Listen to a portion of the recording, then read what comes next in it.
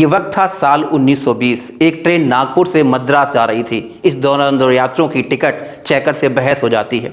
बहस की वजह थी कि इन दोनों यात्रियों में से एक के पास फर्स्ट क्लास के डब्बे की टिकट थी, दूसरे के पास थर्ड क्लास की, यानी दोनों के पास अलग अलग कोच की टिकट थे। ऐसे में टीटी ने थर्ड क्लास वाले यात्री से जुर्माना लगाने की बात कही, जबकि दोनों यात्रियों का कहना था कि मद्रास से पहले गाड़ी रुकी तो वो सामान इकट्ठा करने के लिए साथ आ गए थे। टीटी ने उनकी एक ना सुनी, वह लगातार जुर्माने की बात करता रहा। इससे दोनों पक्षों में बहस छिड़ गई। उन यात्रियों में से एक की लंबी दाढ़ी देखकर टीटी ने उसे गलती से मुसलमान समझ लिया।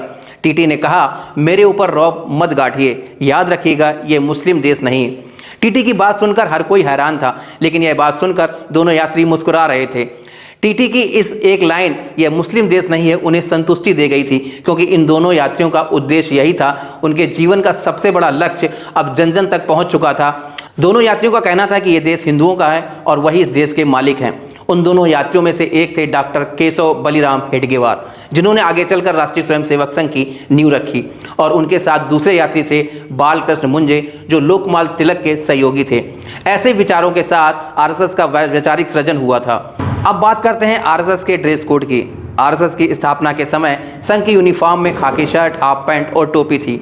कहते हैं कि आरएसएस की स्थापना के काफ़ी पहले ही डॉक्टर हेडगेवार अपने समर्थकों के लिए ड्रेस कोड तय कर चुके थे।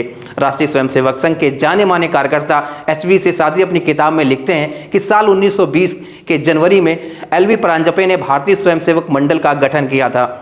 डॉक्टर हेडगेवार उसके प्रमुख सहयोगी थे। यह तय हुआ कि स्वयंसेवक मंडल में कम से कम 1000 से 1500 स्वयंसेवक तैयार करेगा। वे स्वयंसेवक नागपुर में होने वाली कांग्रेस की वार्षिक बैठक में योगदान देंगे। डॉक्टर हेडगेवार चाहते थे कि मंडल के सदस्य कांग्रेस के अधिवेशन के दौरान दूर से ही नजर आएं। इसके अलावा उनकी ड्रेस अनुशासित भी दिखे, इसलिए उन्होंने खाकी शर्ट, पैंट, खाकी टोपे, जूते और लंबे मोजों का ड्रेस के बंडल तय किया था। इसके 5 साल बाद आरएसएस की स्थापना हुई तो वही ड्रेस, वही यूनिफॉर्म आरएसएस के लिए भी तय कर ली गई। खाकी टोपी को संघ की स्थापना के 5 साल बाद साल 1930 में काली टोपी में बदल दिया गया। इसके बाद साल 1939 में संघ की शर्ट का रंग भी बदल दिया गया, यह खाकी की जगह सफ़ेद हो गई। इसके पीछे ब्रिटिश शासन की तरफ से संघ की यूनिफॉर्म और ड्रिल पर लगाया गया बैन था। इसके बाद आरएसएस की यूनिफॉर्म में जूते और बेल्ट तक में बदलाव हुए। साल 2016 में आरएसएस ने अपनी यूनिफॉर्म में एक और महत्वपूर्ण बदलाव किया। खाकी हाफ पैंट की जगह संघ के गणवेश में भूरे रंग की फुल पैंट को शामिल किया गया। आरएसएस के कार्यकर्ता जमीनी स्तर पर समाज सेवा में यूं ही जुटे रहते हैं। फिलहाल अभी के लिए इतना ही। अगले एपिसोड में फिर किसी मुद्दे पर बात करेंगे। तब तक के लिए मुझे दीजिए इजाजत। नमस्कार।